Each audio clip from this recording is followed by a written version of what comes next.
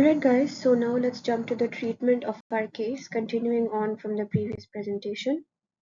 We have three principles to keep in mind. The primary objective is reversal of the airway obstruction, which in turn will correct the hypoxemia and hypercarbia as the patient's clinical condition also improves. And our target is, in addition, to reduce the rate of hospitalization and exacerbation recurrence. So for our patient, what was the initial management? We have given the patient oxygen, started on nebulization with salbutamol and ipratropium bromide. Since the patient was in moderate asthma exacerbation, we have started her off on steroids as well and continued frequent reassessment to check her response and to catch any early signs of deterioration. So this is a table from UpToDate, which is extremely extensive. You can read the table in your own time, but I'll basically be going over the moderate and the severe exacerbation algorithms one by one, and we can have a look at them in the coming slides because it might not be very clear on this slide. So as we mentioned, after the oxygen, we start off with nebulization. In our previous asthma presentation, when we were discussing the outpatient care, we talked about the mechanism of action of Ventolin and ipratropium bromide, but here we can have a quick recap. So Ventolin works by relaxing the bronchial smooth muscles by its action on the beta receptors, and it has an effect on the heart rate as well.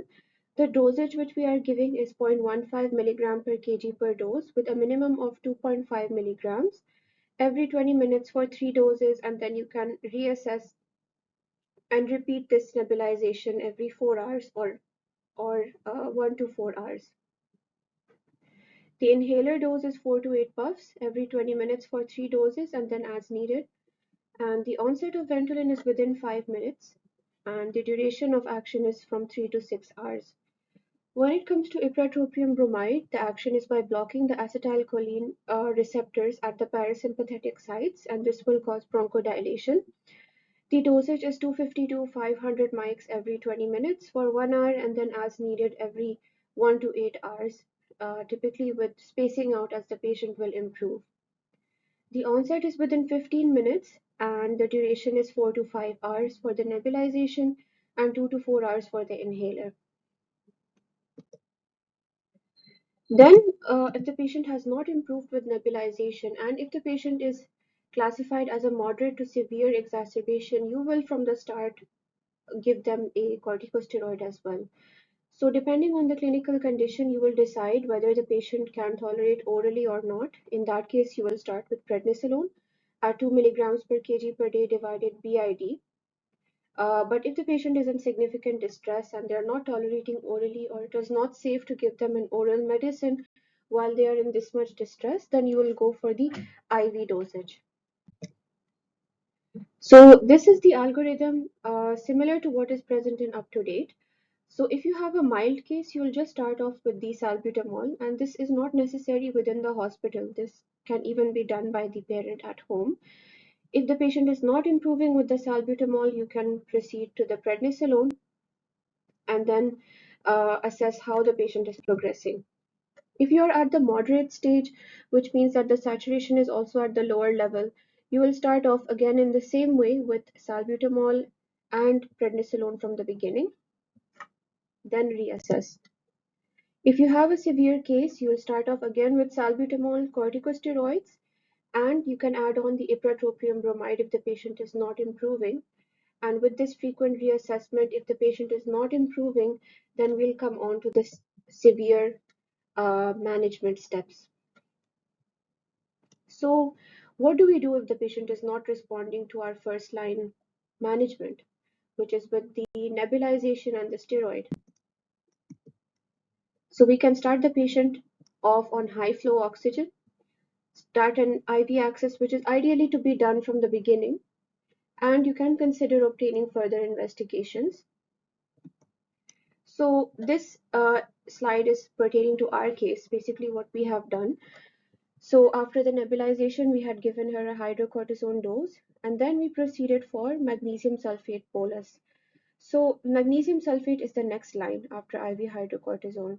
So it's given at a dose of 0.1 ml per kg over 20 minutes, diluted in saline, and it needs close monitoring of the heart rate, blood pressure, urine output, and electrolyte levels. So what is magnesium sulfate? So the IV form, it improves the pulmonary function by causing bronchial smooth muscle relaxation independent of the serum magnesium concentration. The dose is 50 milligrams per kg per dose as a single dose, and onset is immediate with a duration of 30 minutes. And some clinicians recommend a saline bolus because, as we mentioned, we need to be monitoring the patient very carefully while they are on this infusion, as chances of hypotension are quite high. Now what if the patient has received magnesium sulfate and they are still not improving? This means that we have crossed into a dangerous category where the patient needs higher level of care. So you need to call the PICU. So at this point, it's important to note that patient can actually get better with after the magnesium sulfate with some more nebulization, with some high flow oxygen. They may need an hour or so and get better.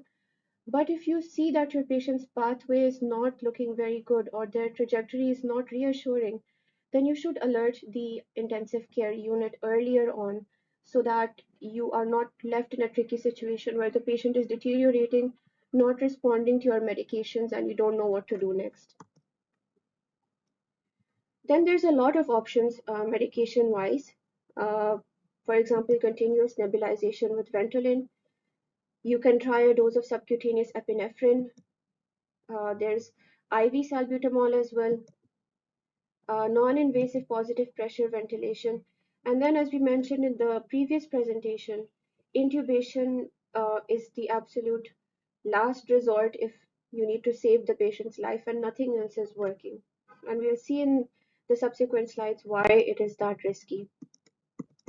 So we'll not go into much details about epinephrine and terbutaline because typically these are given within the intensive care setting, and if you at maximum will be asked in the exam just about the names, just to show that you have an idea that these can be given. But the doses and all, unless you're in clinical practice, I don't think it's very important for acute asthma exacerbation. But just know that for terbutaline, there are a lot of side effects, mainly cardiac, and this is not a simple medication. It will require continuous ECG monitoring, cardiac enzyme monitoring, and electrolyte checks regularly. Coming to the intubation, and this is a very important point for everyone to know, and it comes up in exams as well. So intubation is very dangerous and in an asthmatic patient, and it should only be reserved for impending respiratory arrest because it can increase the airway hyperresponsiveness and increase the obstruction in an asthmatic patient. So what is the indication for intubation?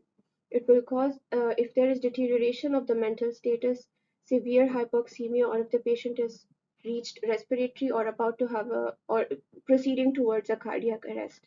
Because as we know in patients, in pediatric patients, cardiac arrest is most commonly triggered by a respiratory arrest initially. Then we have a lot of other options as well, as we mentioned about the IV salbutamol, bolus infusion, IV aminophylline is also an option, and but these are not typically given at the general pediatrician level. They should be given in an intensive care setting. So these are my references. Hope that you guys have learned something, and thank you so much for watching.